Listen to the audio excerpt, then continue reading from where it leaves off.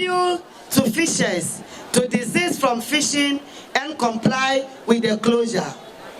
On this note, I declare the season closed for artisanal canoes and inshore vessels from the 1st to 31st of July 2023 and for the trawl vessels on the 1st of July to 31st of August 2023. In the declaration to close the sea at Elmina, the declaration to close the sea signals the shutdown of the sea for both artisanal fishers and the industrial fishing vessels.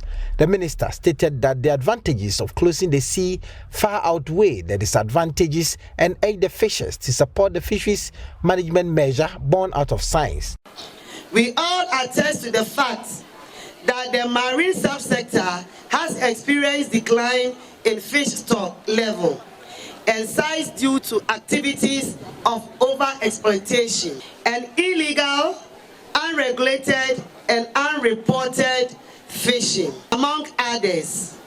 The livelihoods of the over 3 million people and 187 coastal fishing communities that depend on the fisheries resources are being threatened by depletion or decline of fish stocks.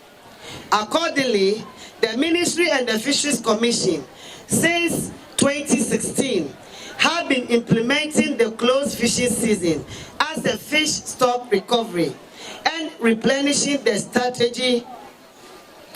strategy in accordance with Section 84 of the Fisheries Act 2002. The continuous closure of the sea for the past 7 years for the industrial fleet and 4 years for the artisanal and inshore fleets has shown significant positive impact towards fish stock recovery. For instance, the results of biological survey conducted in 2022 indicates that canoe landings were higher after the closure period than before the closure. She indicated that she won't hesitate to crack the whip on any fisher or groups of fishers that flout the measure put in place after months of stakeholder consultations. Government is fully aware of the short-term economic impact of the closed fishing season on fishers. The ministry will therefore continue to provide relief items in the form of rice and cooking oil to support fishers and fish processors during the closure period. I wish to inform you that the various mandated enforcement authorities will commence full surveillance and enforcement activities to ensure compliance to the closed fishing season, and offenders will be prosecuted accordingly. President of the Ghana Industrial Trawlers Association, Stephen Ajokache, called on the ministry to check the EMS that was recently installed. Mr. Ajokache also called on other stakeholders. Central Regional Minister Justina Marigold-Hassan expressed government commitment to improving the lives of the people who dwell on the ocean. She praised the fishers for agreeing to be part of what she calls a practice that would rejuvenate the fishery stock. Paramount Chief of Edna, Nana Kojo-Kondua, appealed to the ministry to double-check on the issue of illegal transshipment of fish at sea. According to him, the issue of cycle is not yet over. This year happens to be the year both Ghana and Cote d'Ivoire are embarking on a joint close season. It is expected that other countries within the West African sub-region will join in subsequent closure of the sea for the collective gains of the shared resource. Richard Kwejenyako, JoyNews, Elmina. A very good morning to you. Welcome to a new month. It's a pleasure to have you here on the AM show. That story you just saw was put together by my colleague Richard Kwejenyako. Thankfully, we've been joined by the Deputy Fisheries and Aquaculture Minister, Moses Enim.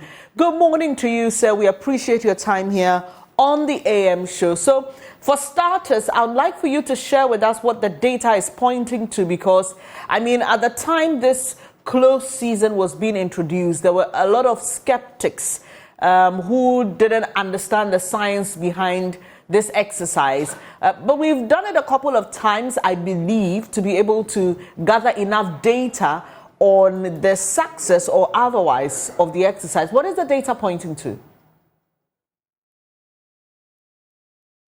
Hello, Mr. Enim. For this morning.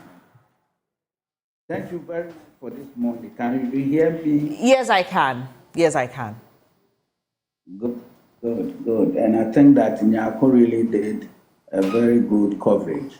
And we are grateful to Joy FM as well. The trick has been integrating the science with practical experience. Okay. And that is what made the compliance very successful. And we know the practical experience is the stakeholders. And therefore, when you engage them and they come up with their practical experience, then you're also able to interpret the science aspect to them. Their understanding comes out very clearly. And therefore, we really enjoy in patronage, not 100%, but majorly there's a huge patronage and then observance of the close season. The numbers are showing improvement. In fact, when we did the report, the indications are that most fish species are being caught after they spawning at least once, and there's science to determine it. When you take the gonads, when I talk about the gonads, I'm talking about the egg and then the sperms. If you do the weight of a gonad in relation to the total weight of the fish, it will give you the fair idea as to whether the fish spawned before it was caught or it did not. We also take in length. And when you take the length, it tells you can compute the length into a formula that will give it the age of the species or the fish. Also, we've also determined in terms of quantity, the catch per unit effort. It has also shown an increment in that direction. What it means is that gradually, it is not just the close season alone as a management measure. It is an integration or concurrent implementation of management measures, which includes strict adherence to the rules and then the regulation and then the law, the deterrent that we put in place, also the enforcement of the law in terms of punitive decisions against whoever causes infractions of the law, also supporting increasing the budget for the fisheries enforcement unit so that they can go along to the landing beaches and ensure that the right things are done, and also the trawler vessels, the sort of gear regime that we're giving to them, we are strictly holding it, we're renewing their license. If you don't oblige to the gear regime that we've given you in terms of the specifications and approved sizes that we've given you, the selectivity of it, the vertical opening being 10 meters, the cord end being 10 meters, and then taking out the constraining strikes. Definitely, you cannot allow to be given, we will not allow a license to be given to you. Also, we are also making sure that there's inspections, there's serious inspection before going at sea inspection, at port inspection, and then when you arrive, we also come to inspect. So it is a cumulative outcome of this concurrent management of the concurrent implementation of these management measures that has seen the success that we're getting. Now we also churn out report before, during, and then after. We churn out report that the report is also presented and validated with all the stakeholders. When I speak about the stakeholders, I'm talking about the major stakeholders who are the fisher folks themselves along all the value chain. Academia is part, also CSOs are part. As I speak to you, we're implementing the policy very well because we have a science and technical committee headed by Dr. Lamte. So the data is really showing an increase in the stock level gradually. Are you able to tell us in specifics? Mr. Enim, sorry to interject, but I have encountered some fisher folk who say that they haven't seen the impact of the close season on their catch. Are you able to share with us, for example, in terms of metric tons, what is the justification for saying that you have gotten a higher yield or greater catch? Are you able to give us specific numbers? For instance, when you look at the demersals, we increasing in numbers. We getting about 300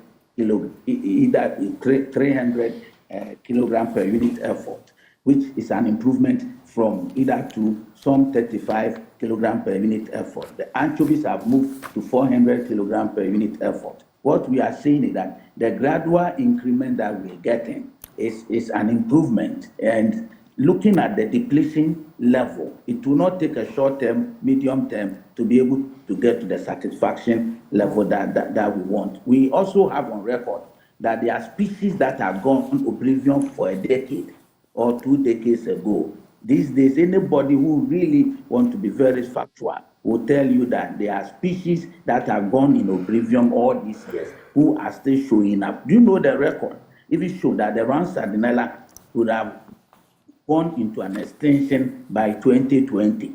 It is as a result of this cumulative management measure that we put in place that we are still seeing the round sardinella being caught in certain quantities, though not to the maximum quantity that we all want. But we believe that in the long term, with the implementation of these management measures, we should be able to get there. The figures are really in the report, but what I can remember offhand is what I've given to you now, the anchovies and then the demersals. Right, Ms. Enim, earlier you made reference to the lack of compliance. There are some people who are still not complying with the directive, and you said that the monitoring team, needed to be equipped in order to ensure that it was fully being complied with. And I just want to understand, is it a case that we don't expect any form of fishing at all? So when we go to our beaches, there should be no activity, which means that if people want fish, they may have to rely on imported fish and not fish caught in our waters. Is that the case, or there are some exemptions made for certain groups? Because when the minister was speaking, we saw that for the bigger vessels, there was an extension of the time beyond what the regular fishermen. Just clarify that bit for us.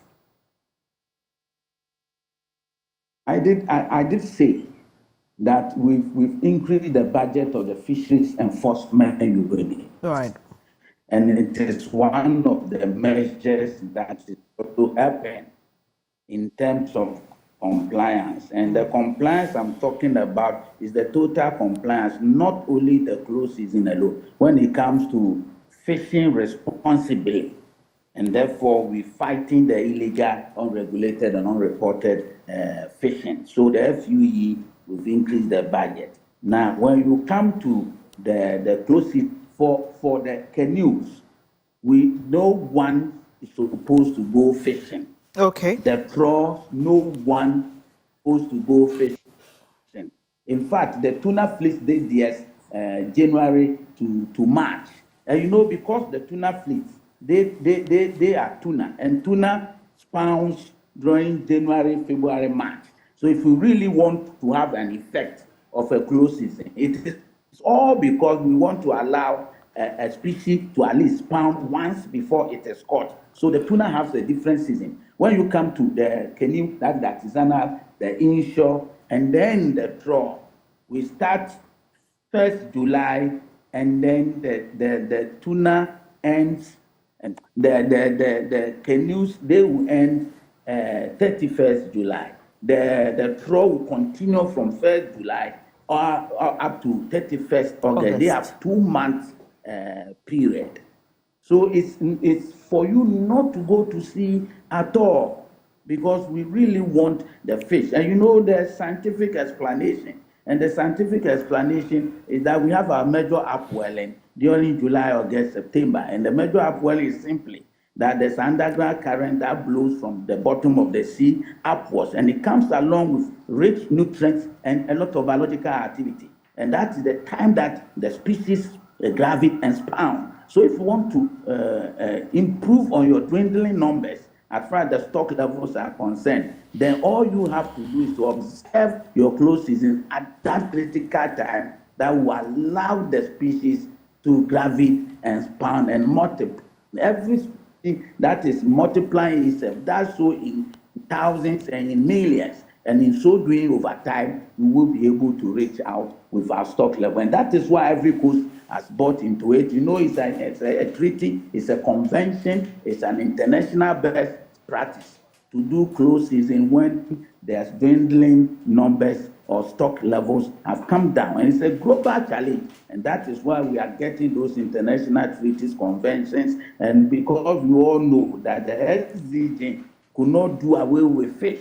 Because if you really want to take or eliminate poverty, you want to eliminate hunger, you want good health and energy and strength for your citizenry, life underwater is important. And fish is very critical in providing food security for today's people and for tomorrow's people. So let us all, and I appreciate the media for supporting us at least to get this information out. And I know Nyakon is one person who has been at our corner, very glued at our corner, getting the understanding and appreciation, and he has also been helping in championing this good cause. I would want to sound a little advice that, look, whatever is given to us by God as a natural resources for the span of life for this country, till that kingdom come, please, let's take it away from politics. Let's try as much as possible to implement sustainably all policies that need to sustainably manage our natural resources devoid of politics. Because at the end of the day, this is what can keep the country alive and can keep the country going. Mr. Neem, and you just spoke about this collaboration. Hello, can you hear me? Can you hear me, please? I can hear you. Great. So this I can hear you. This treaty you've signed with Ivory Coast, does it end there? What are the efforts at reaching other neighboring African countries, and how far have you gone with those, if there are any? We have what we call the FCWC. It's a regional organization for the West Guinea coastline. Okay, and it's about 6 countries: Ghana, Benin, Togo, Nigeria, Liberia, and Ivory Coast. Okay, and together we've come out that, look, the dwindling numbers, we need to concurrently implement all the management measures that will restock the stock level of our dwindling numbers in the marine space. And therefore, Ivory Coast is with us in this case. Liberia is also doing. Benin is with us. We are left with Togo, who is promising that next year, hopefully, they will also join us doing it. So today, Ivory Coast is here with us, and we Ivory Coast, we've done it at the same time, and they are also observing the close season. It is a treaty among us. And it is a treaty internationally, and it is a best practice. In the United States, they do, and they even restock their marine space with fingerlings. China will fish for only 6 months and leave the other 6 months as close season. And Senegal is doing, Morocco. See, the way the dwindling numbers and the importance of fish, if we are not careful, the life at sea will go off. The only thing that gives life to the sea is the living species in the sea. The rest is just for a means of transportation and maybe getting some carbon products out of the sea. Life itself in the sea is about the living things in the sea. And therefore, with where we are at this moment, we cannot continue to be importing some fish of about $200 million in this country percent domestic production. Today, we're getting close to 50%. It is not too good. And it is not the case of Ghana alone. Go to Togo, go to Ivory Coast. go everywhere. The system is the Philippines. Norway has to take so long a time before they were able to get to some acceptable level. And it's a global challenge. We cannot do things differently and isolate ourselves as if the usual transitional times that we do 8 to 5 o'clock, normal things. We can't do normal things and get this right. We have to go the extra normal. We have to work together and implement all the management measures. And let's be honest to ourselves. I keep saying that the problem was created years back. It has taken a long time. Climate change was created by human. The pollution of the marine space is by human. The illegal fishing approach is by human. The unreported and unregulated is by human activity. And therefore, it's a huge challenge. But we are very optimistic that with the sort of patronage and the support and engagement that we have in CSOs, with academia, with our fisher folks, and everybody, gradually we should be able to replenish the stock. I appreciate your time here this morning. We will stay in touch and get some more figures on the success of the close season over the years. And that's Moses Enim. He's Deputy Fisheries and Aquaculture Minister, giving us some further details as the season has been closed. Fishing season has been closed from the 1st of this month to the 31st, and 31st of July and 31st of August for the bigger vessels. So just keep that in mind. And so if you're looking out for fish, you know that you may just have to rely on imported ones.